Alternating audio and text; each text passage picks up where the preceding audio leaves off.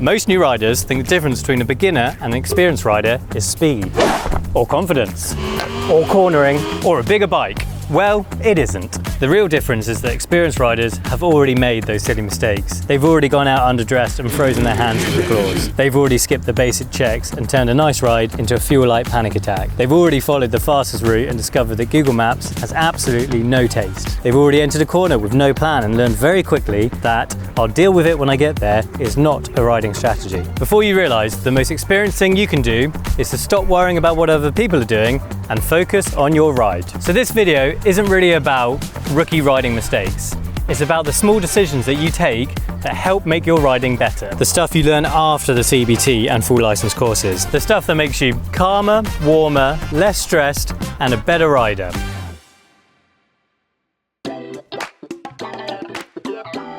Today we're taking this brand new Triumph around Brighton and the South Downs to look at 5 things that separate a rookie rider from an experienced one. Not because new riders are stupid, every experienced rider used to be a beginner.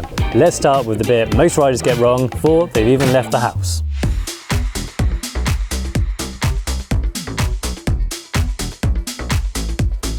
Let's ride, baby! Wait there. This is the part of motorcycling nobody talks about. It might not look good for Instagram to check your tyre pressures, but it matters. A rookie just gets on and goes.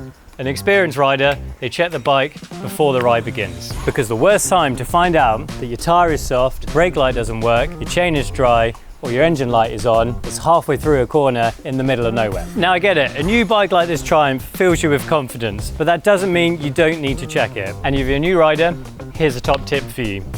Bolts. B, brakes. Make sure they actually work freely and not obstructed. O, oils. Check your engine oil levels, make sure it's correct. L, lights. Headlight, but also indicators, and especially brake light. Make sure they're all working so people know what you're doing. T, tyres. Check the condition, check the pressure. S, steering. Make sure it actually works before you hit a corner. That's bolts. Do it before every ride. It'll keep you safe, keep your bike sweet. It does not need to be a full MOT in the middle of a car park. A new rider checks that their bike starts. An experienced rider checks that their bike is safe for the ride. Difference number 2, a rookie rider rides somewhere. An experienced rider, they plan a ride. Now we've all been there. You're craving some sweet throttle therapy. A little ride, maybe a viewpoint, maybe a coffee that costs too much money but feels well earned because you arrived wearing a helmet. So you open up Google Maps and type in cool view. Google Maps having absolutely no idea and not being a rider just suggests driving to an Asda over 11 roundabouts and a retail park, which is about as exciting as a Mod 1 test pad. Aww. So you think, stuff that, I'll just do my usual ride. Destination set, 42 minutes, perfect. A few moments later.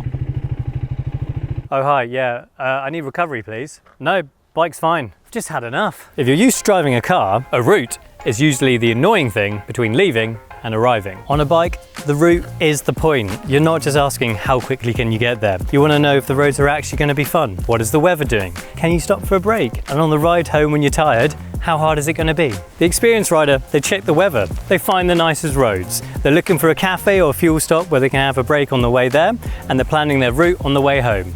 Now, we're not planning a military operation here. We're not doing a moon landing, but the experienced rider, they know the difference between a journey and an actual ride. The rookie chooses the fastest line on the map. The experienced rider, they go for a ride that's worth talking about. On Google Maps, try selecting avoid motorways, or use a proper motorcycle route planner if you want something more scenic. It won't always be quicker, but that's sort of the point. A rookie goes to a place, an experienced rider, they design the bit in the middle. Now we've got a route that's actually worth riding. And before I point this Triumph for the South Downs, there's one very important skill that all new riders need to master, and that is corners. And yes, experienced riders do take corners a little bit better than new riders do. But not because they've unlocked some special leather trouser instinct. It's because they're not just reading the corner, they're reading the road. So how does a new rider take a corner? Well, let's find out. Rookie approaches slightly tense, looks too close, turns in early, and has to make a correction. So this is a classic new rider way to take a corner. You see the corner and you want to take it as soon as possible. But this is not a track, and the question is not where is the apex. On a road you're asking different questions. You want to know how much speed you're entering the corner. What's the condition of the roads like? What can you see? What can you not see? Is there a van coming? Is there a cyclist called Martin coming the other way, trying to break his PB? Experienced riders, they ask all of these questions and they adjust accordingly. So, let's see how an experienced rider takes this corner. The experienced rider approaches with the bike settled, uses position for vision where safe and legal, looks further through the bend and waits for information, turns smoothly, leaves margin and accelerates only once the view opens up. Information first, turn second.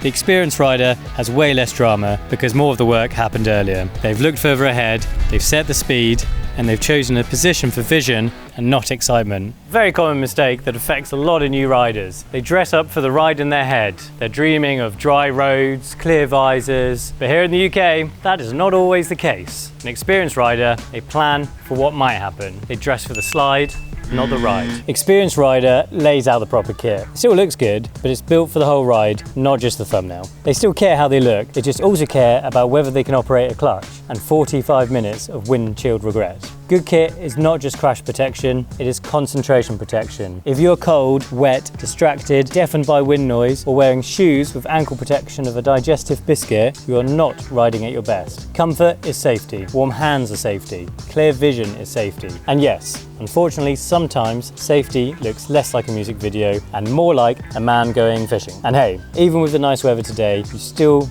got to wear your gear. A rookie dresses for the photo, an experienced rider dresses for the ride home.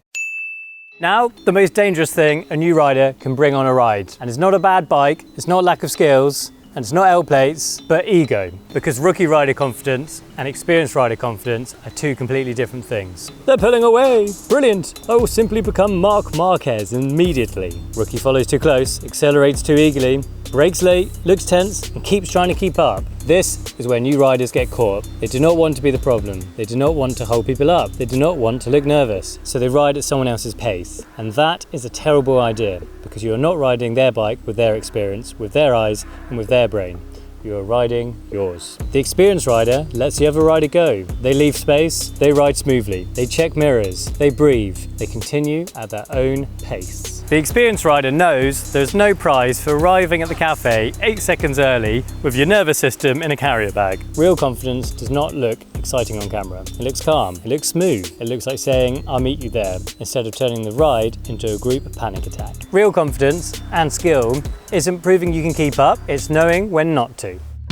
What actually changes between a rookie and an experienced rider? It's not that experienced riders are fearless, they are usually the opposite. They have just been humbled by enough weather, traffic, gravel, dead batteries, terrible gloves, blind bends, and quick rides that become 3-hour character building exercises. A rookie rider wants riding to feel exciting. An experienced rider knows that riding is better when it feels controlled. The rookie rider thinks skill is what happens when the bike is moving. An experienced rider knows that skill starts before the key turns. None of that sounds heroic, but that's the trick. The best riders often look like they're doing less, because they are. They saw the problem earlier, they gave themselves more time. They did not need the dramatic save because they avoided needing one. Same bike, same road, different brain. And the best way to go from rookie to experienced rider? Keep riding, keep learning, and invest in some further or advanced training. It is so much better value for money than another flashy bike mod you probably don't need. And if you're watching this at the beginning of your riding journey, then that is the whole point.